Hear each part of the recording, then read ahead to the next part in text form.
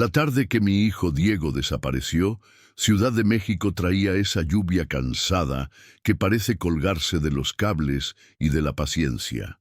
Era martes de junio de 2019 y el aire olía a hule mojado, a cloro de alberca subterránea y a tamales que alguien vendía bajo un paraguas en la esquina de Yucatán con Querétaro en la Roma Norte.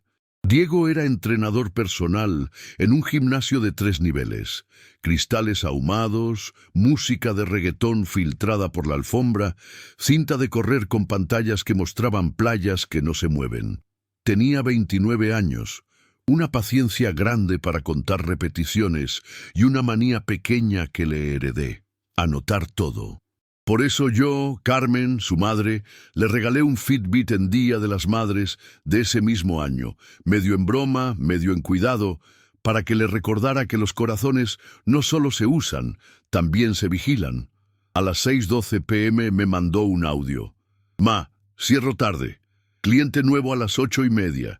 No me esperes con la sopa. Me la caliento yo. Te amo. Llovía con prisa. Yo puse la olla al fuego de todos modos. Una aprende a que el caldo espera mejor que uno. Y encendí la radio bajito. En las 10:05 le escribí. ¿Todo bien? El doble palomazo se volvió gris y así se quedó. A las 10:40 el gimnasio bajó la cortina. Roberto, el administrador, nos dijo a la policía después que Diego salió 5 minutos antes por la puerta de empleados. Según recuerda. No hay video, aclaró, porque la cámara del pasillo estaba en mantenimiento. Las cámaras del lobby mostraban su llegada a las 2:11 p.m. Mochila al hombro, sudadera azul, no mostraban su salida. Nadie lo vio subirse a un taxi. Nadie lo vio cruzar la calle. La lluvia lo borró a él y a los buenos testigos. A las 11:20 marqué a su celular. Sonó 2 veces y luego buzón. A las 12:03 escribí a Regina, su alumna de las tardes. «¿Diego sigue contigo?» Me contestó con un «Profe, me dejó a las 8:55. Todo bien». A la 1:14 llamé a Lucía, la recepcionista. «Está raro, doña Carmen. Roberto dice que ya se fue, pero Lalo, el de limpieza, vio su mochila en el vestidor antes de que cerráramos». Me puse el suéter sin mirar si combinaba y salí con paraguas prestado por la vecina. La Roma a esa hora es 2 ciudades, una de bares todavía llenos y otra de portones cansados que miran sin preguntar. En la puerta del gimnasio olía a desinfectante y a hule.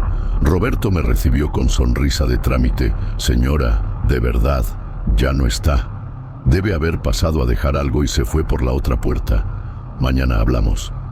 Detrás de él, Lucía me miraba con ojos de «yo creería a una madre». No quise hacer escena, pero mi voz, cuando quiere, escuela a cualquiera. «Ábrame vestidores». Roberto apretó la mandíbula. «No es hora, señora». «Ábrame vestidores», repetí. Llamó a seguridad. Entramos. El locker solían a champú barato y a miedo de miércoles. En el número 32, donde Diego siempre guardaba su cambio, había una toalla, una playera enrollada y su mochila. Dentro su cartera con INE, tarjeta de la nómina, llaves de casa con el llavero de un balón. No estaba el celular. Y en el fondo, bajo la toalla, el cargador de su Fitbit y la caja del reloj. No el reloj. Ese iba en su muñeca por costumbre y por disciplina. Si no le contaba la vida, decía, no la sentía entera. La fiscalía me enseñó el protocolo que conocen de memoria. 72 horas, denuncia formal, boletines, filtros. Me mandaron con un folleto de color deslavado. Personas no localizadas. Yo ya era una de esas madres que llenan cuadros con letras que no son un crucigrama. Pegué carteles con su foto. Barba de 2 días, sonrisa de sábado, en postes llenos de otras urgencias. Perros perdidos, tecladistas disponibles, clases de francés. Hablé con Don Chuy, del Tianguis de Medellín. Lo vi la semana pasada comprando plátanos, muchacho amable. Con Lalo, el de limpieza. Yo lo oí discutiendo suave con Roberto por las toallas extraviadas. Eso de usar toallas viejas para limpiar máquinas. Nada grave, doña. Con Regina.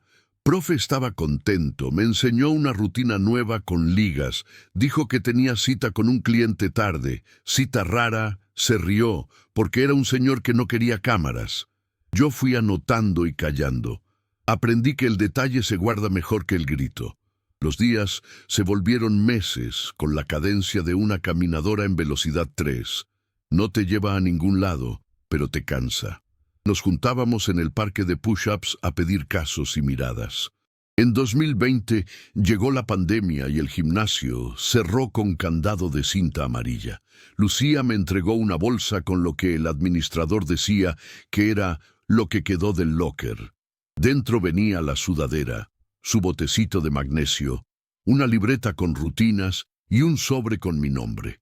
Adentro una nota con su letra, Ma. Si algún día abro clínica propia, que huela a limón. Si me tardo, te mando pasos desde mi reloj. Me reí llorando. Pasos, decía, como si uno pudiera caminar de regreso por voluntad. El Fitbit quedó a cargo mío porque yo tenía el correo y podía manejar las suscripciones. No sabía mucho de tecnología, pero sí sé seguir instrucciones. No borré su cuenta, guardé su correo en papel y cada mes anotaba en mi libreta las fechas de llamadas, oficios, respuestas. En junio de 2021, un joven de la organización Hasta Encontrarles CDMX me dijo algo que me prendió la luz donde creía no tener focos. Doña, muchos wearables guardan datos en la nube. Si logramos recuperar acceso, podemos ver el historial del día que se perdió. A veces hay pistas, pulsos fuera de lugar, pisos subidos o bajados, minutos de actividad. Nada mágico. Cosas medibles que el mundo no miró. Nunca nadie de la fiscalía me habló del Fitbit. Nadie me preguntó si mi hijo llevaba un sensor pegado a la piel que contaba su vida con números. Yo lo había sospechado, pero una cosa es sospechar y otra atreverse. Atreverme fue aprender a decir palabras nuevas, exportar datos, CSV, altímetro, FC promedio, variabilidad. Anoté todo en mi cuaderno como recetas. Mientras tanto, la Roma siguió su vida alternada. Bicicletas que atraviesan charcos como niños, perros con suéter, bares que vuelven a llenar el viernes. Yo me cogía un ritual simple. Cada mañana sacaba la pulsera de goma que quedó en el cajón con la caja del reloj y la limpiaba. No por locura, por respeto. Un objeto que tocó la piel de un hijo merece ser tocado con calma. Las visitas a Roberto siguieron hasta que dejó de recibirme. No puedo ayudarla, señora, decía. Yo cooperé en su momento. Esto ya no es un tema administrativo. A veces las peores palabras son las dichas con amabilidad. Un martes de mayo de 2022, llama Lucía. Señora, vamos a remodelar.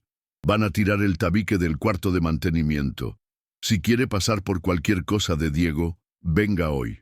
Fui. Los albañiles habían levantado polvo con oficio. En una esquina, bajo una reja oxidada, Lalo me llamó. Doña, mire lo que encontré. En su mano, cubierta de barro fino, una correa negra rota con el anclaje metálico. No el reloj, solo la correa. La miré como quien reconoce un apellido. La metí en una bolsa transparente. Gracias, Lalo, le dije. Me prometió averiguar si entre los escombros había algo más. No lo hubo, pero algo en mí cambió. Si la correa estuvo ahí, en ese cuarto que yo no conocía, entonces Diego no salió por donde dijeron. Entonces el reloj sí supo cosas que nadie nos quiso contar. Esa noche llovió con trueno. Me senté a la mesa con mi libreta, la correa en la mano, y esa frase de mi hijo dentro, si me tardo te mando pasos desde mi reloj. No hay magia en un Fitbit, pensé, pero hay memoria, y la memoria, si uno aprende su idioma, a veces apunta. Ahí entendí mi plan. 3 años después iba a pedirle al reloj que hablara, aunque fuera con la voz seca de los números. Y si hablaba, no era para asustar a nadie, sino para poner los pies exactamente donde mi hijo los puso por última vez. Para agosto de 2022, yo ya tenía abogada, Marina, una mujer que toma café de olla y notas con pluma. no con celular, y un voluntario de datos de la organización que me adoptó como si yo fuera familia. Se llamaba Ulises y corría maratones. Yo también mido mi vida con un reloj, me dijo. No es adivinación, doña Carmen, es física, con paciencia. Primero recuperamos el acceso a la cuenta de Fitbit de Diego. Yo tenía su correo. Ulises me ayudó a pasar el dique de las preguntas de seguridad, sin violar nada, con oficio de la fiscalía indicando que yo era su madre, titular de su expediente y con una carta nuestra pidiendo resguardo de la información. Fitbit desde Estados Unidos tardó, pero respondió, habilitó la descarga de registros históricos. Aquí está su exportación, decía el correo, un archivo .zip como una caja cerrada. Ulises lo abrió en su laptop. Tranquila, me dijo. Vamos paso por paso. Lo que vimos, pasos, frecuencia cardíaca, pisos subidos, minutos activos, sueño. No había GPS esa noche. El reloj de Diego no tenía GPS propio y su celular no se conectó más allá de las 10:09 p.m. Pero los sensores que sí guardaron corrieron como las hormigas cuando mueves una maceta, apurados, ordenados, con historia. Ulises dibujó una línea en la pantalla. 9:02 p.m., 10:03 p.m., sesión intensa, pulsos de 120 a 156, minutos en zona cardio, pisos subidos, 3, todo normal. Diego cerraba circuitos con su cliente nuevo, 10:05, 10:12, descenso de pulso a 88:92, pasos esporádicos, la firma de quien recoge toallas y despide, 10:17, un pico breve a 131 durante 20 segundos. ¿Un susto? ¿Un esfuerzo? Dijo Ulises. 10:22, 10:26, pasos continuos pero con cadencia rara, corta y apretada, como cuando alguien camina con algo cargado. 10:29, primer dato que nos clavó el corazón. El altímetro reportó 1 piso. No es que bajes pisos negativos, es que el reloj detecta un cambio de presión equivalente a bajar un nivel. Diego bajó un piso a las 10:29. El gimnasio tenía 3 niveles hacia arriba y 1 hacia abajo. Estacionamiento, servicio. 10:31, segundo, 1. Diego bajó 2 niveles en 2 minutos. No había clientes abajo. Solo estaba el cuarto de máquinas, bodega y el cuarto de mantenimiento que yo no conocía y que tiraron un año después. 10:33, 10:37. La frecuencia pasó de 96 a 168 en menos de 1 minuto. No hay carrera registrada. Los pasos siguen cortos, apretados. Ulises puso la mano en la pantalla como si quisiera sostener esos números. Esto, dijo, es pánico o esfuerzo máximo sin desplazamiento. Como si alguien intentara mover algo pesado o subir desde un hueco. 10:38. 1 piso. Ya son 3 hacia abajo. 10:39. 1 más. 4. ¿Hay otro nivel? Pregunté. Ulises dibujó el edificio en papel. Calle, lobby, área de pesas, salón, vestidores. Abajo, estacionamiento. Más abajo, sumidero de servicios, cisterna, cuarto de bombas. Los altímetros no son exactos, doña, me dijo, pero 4 descensos seguidos en minutos indican una trayectoria hacia abajo que el reloj sintió. 10:41, 10:53. El pulso se mantuvo en 170 con picos de 178 y caídas a 140 como oleadas. Los pasos marcaron golpecitos, de 3 a 7 por tramo, como si se apoyara y soltara, apoyara y soltara.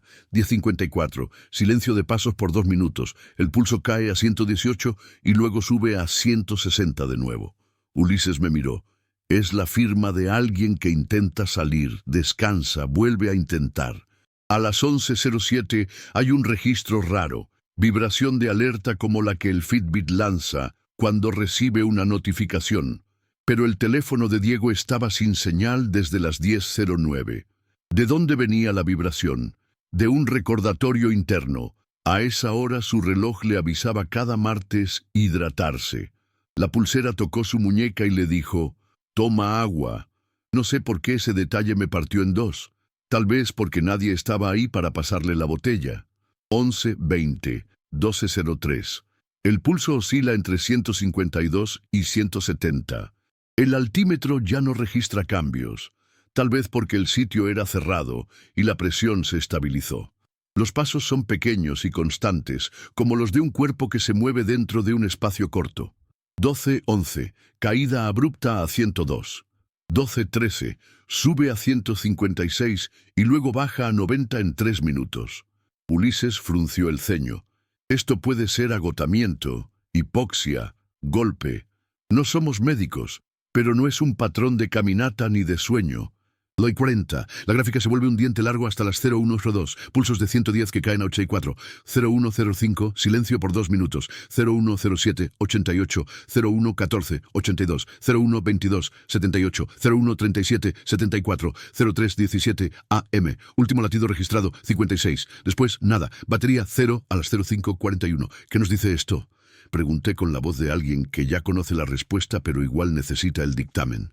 Ulises respiró por nariz, como los que corren cuestas. Nos dice que Diego no salió. Nos dice que bajó. Nos dice que estuvo vivo horas en un nivel inferior del edificio y que su reloj lo acompañó hasta que pudo. Marina volvió con la fiscalía. Llevamos impresos los gráficos, explicaciones sencillas, altímetro, pisos, tramos y una petición. Cateo del sótano y cuartos de mantenimiento, inspección de cisterna y huecos de servicios. El MP al principio frunció la boca. Eso es tecnología de consumo, señora. Marina le contestó con su tono de paciencia peligrosa. Es un sensor de presión, de movimiento y de frecuencia. Es dato, y el dato es mejor que la memoria de un administrador. El cateo se hizo un jueves con 2 peritos, un bombero, un plomero del edificio y Lalo con su linterna. Abrieron la puerta del cuarto de bombas que casi nadie abría porque estaban los medidores y las válvulas. Detrás, otra puerta pintada del mismo gris, sin chapa visible. Alguien la había atorado con espuma expansiva desde la remodelación de 2020.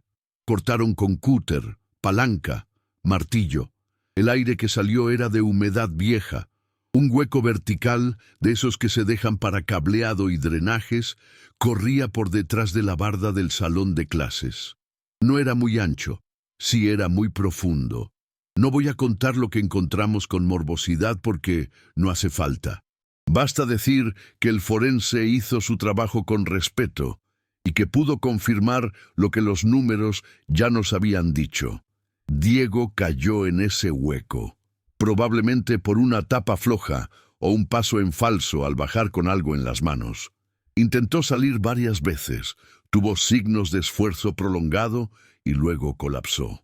No hubo trauma contundente homicida, no hubo heridas de defensa, sí había señales de golpes de impacto y de agotamiento.